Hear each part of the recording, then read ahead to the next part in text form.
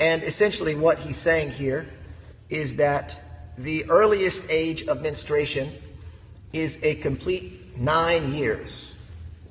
Right? So the youngest a girl can be considered to have begun a menstrual cycle is 9 years old. And the oldest that she can be to be considered menstruating is 50.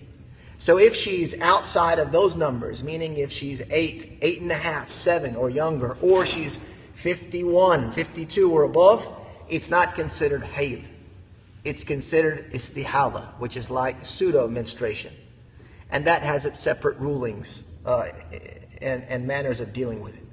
So in between these numbers is what we're looking at for a woman who will experience her monthly menstruation, which of course is natural blood, which is a part of the woman's, characteristics.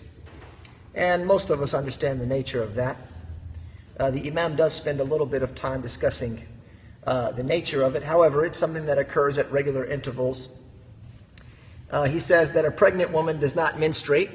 So if a woman while she's pregnant is experiencing some type of bleeding, it's not considered menstruation, it's considered istihala, which is pseudo-menstruation. So that also has, like before, very different rulings that go with it. The shortest period is 1 day and a night, and the longest is 15. Right? So if it's a less than 1 day and 1 night, it's not hayd, it's istihala. So that has to complete an entire 24-hour period in order for it to be considered menstrual blood. And then once we finish the 1 day and 1 night, the maximum amount of time is 15 days. So a woman's cycle will not be counted beyond the 15 days. So if she were to breach 15 days and go into 16, then this is considered istihala. It's not menstrual blood anymore, but it is pseudo-menstruation. And then she would begin to perform prayers after purifying herself for every prayer. And he says most of the time it is 6 or 7 days in duration. And this is what's tried and true for those of us that have women in our families. We know this is pretty normal. The shortest period of purity between 2 menstrual cycles is 13 days. The shortest period of purity between 2 menstrual cycles is 13 days, while most of the time it is the remainder of the month. And there is no limit to how long it is. So here he's given a simple rule of thumb, or a rule to follow in terms of the minimum amount of purity between 2 menstrual cycles, meaning 13 days. So if a woman has, we would consider menstrual cycles which are closer together, then the shortest period that she would have between the two is 13 days. So she has to complete that 13 days before she can begin to count the next menstrual cycle if she experiences bleeding. The most of the time, he says, is the remainder of the month. As we know, this is a monthly cycle that happens. So if her menstrual cycle begins on the 1st and ends on the 6th, normally she'll continue to the end of the month, and she'll begin on the 1st of the month again, or something like that. And then there is no limit to its length. So a woman may not experience a menstrual cycle for a month, or 2 months, or 3 months. And some women can actually go longer than that, into a year or more, without having experienced the menstrual cycle. And there's a number of reasons for that. Medical doctors with us this evening can certainly speak on that. Some health issues may be connected to it. So here he says it's haram for her to perform prayer. So during the menstrual cycle, she's not to perform any prayer. And the prayer does not have to be made up. Right? And this is something that's very well known. Does not require much explanation. Though fasting does. So when she's on her menstrual cycle, she doesn't fast either, but those are the days that she has to make up later on. Also, it is impermitted to have intercourse with her. This is something that's sinful. And if done, requires 1 dinar or half a dinar as an expiation, though other intimate acts are permitted.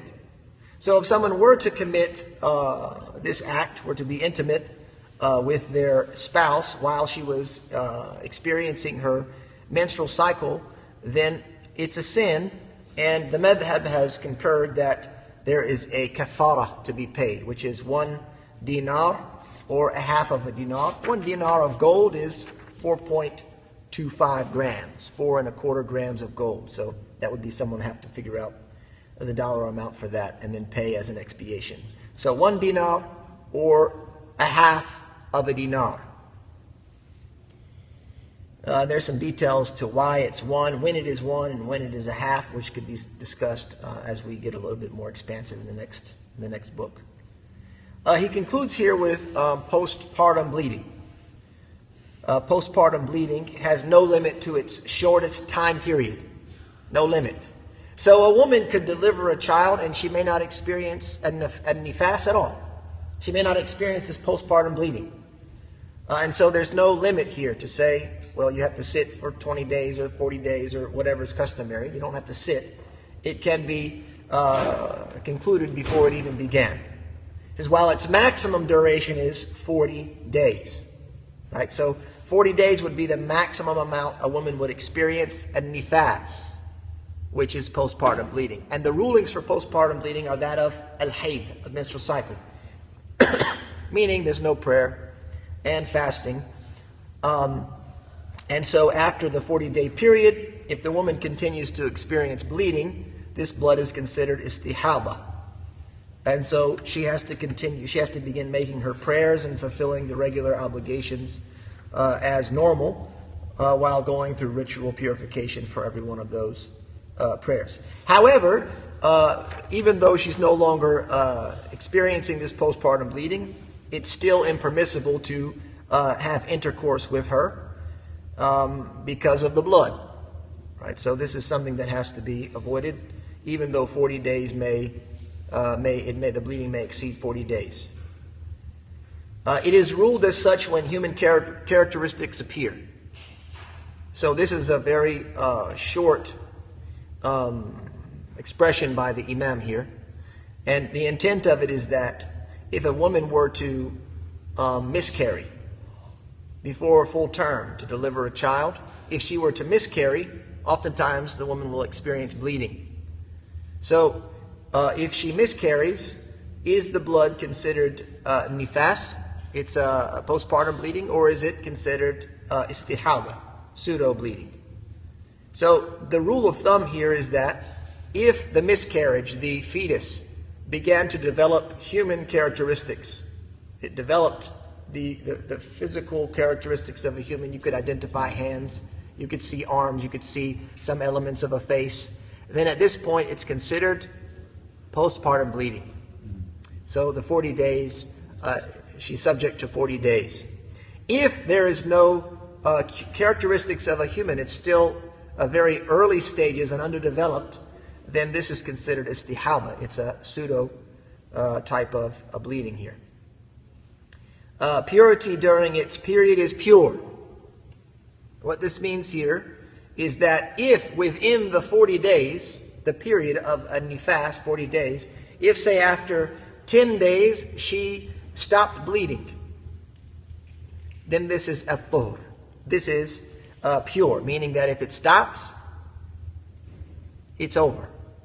She does not have to continue to wait for the entire 40 days. But if it begins again within the 40 days, it's now considered the same type of blood, a nifas. So she had an interruption, and then she continued until it completed at 40 days. He says here, وَالنَّقَاءُ زَمَنَ أي النفاس طهر ويكره الوطء فيه أي في النقاء زمنه. So if within this 40 days, let's say early interruption of a nifas, after 10 or 20 days she stopped bleeding and she was now pure, it's still considered not haram, lighter than that, makruh, to have intercourse with the woman while she's still within the 40 days. And it's considered like menstruation in its rulings, except for the waiting period, which is the iddah, and for al-bulugh, which is maturity. So basically, the iddah period we know has to do with divorce. So if a man were to divorce his wife, then he has to wait 3 menstrual cycles, 3 months, or what's equivalent to 3 menstrual cycles before the divorce is finalized, as long as it's still a divorce allowed, or there's reconciliation is allowed. And so the nifas is not count as one of those cycles. So if a person, for example, the child was born and then the woman was in her going through postpartum bleeding, and while during that period he decided to divorce her, it doesn't begin, one is not counted at the end of that postpartum bleeding. That's just because there was blood doesn't mean that it counts as a hayda. And then lastly, he talks about bulugh, which is maturity. So an-nifas is not considered to be a sign of maturity. So it could happen that a woman, a young girl, who's at the age of marriage, but had yet to display any signs of bulugh. And there's a couple of those that are noted, like pubic hair, al-inzal, which is the releasage of a sexual fluid. There is reaching the age of 15 years. And then for women there's menstrual cycle. And then the last one is al-hamal, which is pregnancy. But the pregnancy has to do with al-inzal, that their releasage of sexual fluid. And so pregnancy will only occur with that. So essentially it means that not because of the nifas that she's acknowledged as being mature, but the fact that she got pregnant is min alamat al-bulugh, from the signs of pregnancy, due to the fact that she was physically capable of becoming impregnated. And this is the conclusion of the chapter. Detailed chapter and more expansive works. However, that will be sufficient for us in this level. And this also concludes the book of purification. And the next step will be to look at Kitab al-Salah,